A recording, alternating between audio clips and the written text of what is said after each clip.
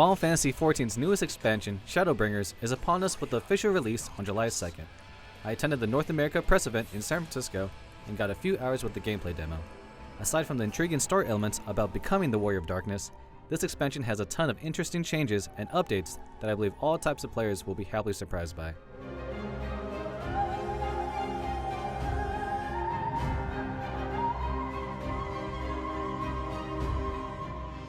In Shadowbringers, we have two new jobs to pick from, the Gunbreaker and the Dancer.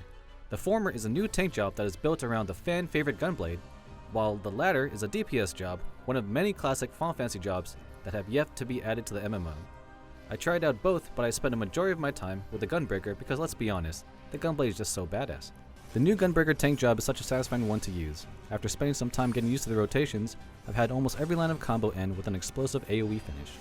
For those that don't know, each job has a gauge that tracks certain abilities. For the Gunbreaker, the gauge indicates whether or not you are in a tank stance, as well as 2 slots for loading your Gunblade.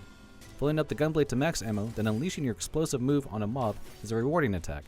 The Gunbreaker is really fun, and I'll most likely start tanking more because of it. The new Dancer DPS job, meanwhile, is really mobile because the skills can be used instantaneously, so no need to stick to one spot casting or channeling a sweet dance routine for a couple of seconds. The Dancer's job gauge is also pretty similar to how the Samurai's work, where filling parts of the gauge will lead to a stronger move. A unique mechanic for this job is selecting a dancing partner, which allows one other ally to share the same effects of the dancer that is casting on him or herself. So as I'm dance karate kiting around the field, another DPS role will get buffed to create a beautiful dance fighting performance of max damage. I mainly play healer, specifically Astrologian, so my knowledge of tanking or DPS isn't vast, but I'm aware of proper basic strategies that each role is responsible for. With that said, both the Gunbreaker and Dancer jobs are interesting additions that offer more variety for players.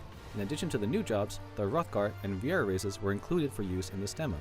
I cycled through all the jobs in these races, and Hrothgar and Viera races won't show equipped headgear, other than a few special cases like eyeglasses or mask. The new city, the Crystarium, and its accessible areas, Lakeland and Ilmeg, are beautiful as the areas before them. Each boasts a brighter and more pastel color palette than what we've seen so far. It's otherworldly, and I'm sure we'll get to learn more about that as the main story progresses. In the demo, we had access to new fates and a dungeon. The most interesting Shadowbringers feature to me is the new Nutrisystem Dungeons, which are main story dungeons that can be played solo alongside NPCs. They are familiar faces from the story, so I was able to choose from 5 different characters in the demo: Thancred, Urianger, Alice, Alphino, and Minfilia. The trust system is perfect for players that only want to go through the main story. Even though this new trust system sounds appealing, it's not without a few issues. For the most part, the NPCs will execute their roles well, whether it's healing consistently or avoiding telegraphed enemy attacks. It's when you run into battles that have special mechanics that the NPCs start to make annoying decisions. For example, an NPC would cause me to miss a mechanic, leading to the eventual group wipe. It happened enough that I had to wait on the NPCs to move first before I executed the boss mechanic. Other than that, the NPC AI for the trust system dungeons is pretty decent for the success of the dungeon. One of the other big takeaways from the demo is the promotion of job synergy. Changes have been made to make each job more viable, allowing for more variety in team compositions. This means I can play my Dark Knight over a Warrior or Paladin and still be viable, and I'm all for that. I only got a little time with Shadowbringers, but I look forward to seeing what else Square Enix has in store for us. For more on Final Fantasy XIV Shadowbringers, be sure to check out the new dungeon gameplay and our montage of the new high-level gear for each job. Remember, for everything Final Fantasy, keep it locked to IGN.